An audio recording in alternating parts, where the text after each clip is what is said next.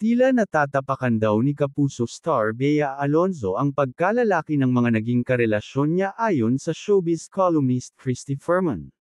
Sa latest episode kasi ng Christy Minute nitong linggo, February 18, napag-usapan ng bahagya ang tungkol sa ilang nakarelasyon ni Bea gaya nina Zanjo Marudo at Gerald Anderson.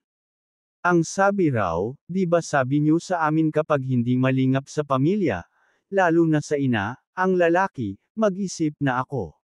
Yun daw ang dahilan kung ba't humiwalay si Bea kay Zanjo.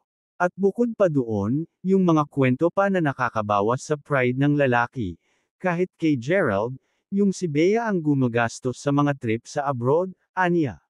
Dagdag pa ng showbiz columnist, na para bang dahil sa map era itong si Bea Alonzo ay sunod-sunuran na lang yung lalaki dahil wala nga silang ikakasa. Parang yung kay Dominic din ngayon. Kaya vindicated yung mga nakaraang karelasyon ni Bea. At ang nakakalungkot, sabi pa ng co-host niyang si Romel Chica, si Bea ang lumalabas na masama ngayon dahil sa nangyari.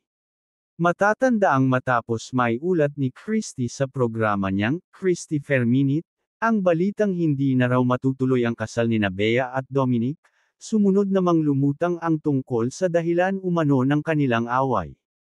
Pero pinabulaanan naman ni Asia's King of Talk, Boy Abunda sa kanyang programa ang tungkol sa bagay na ito matapos niyang kumpirmahin ang hiwalayan ng dalawa.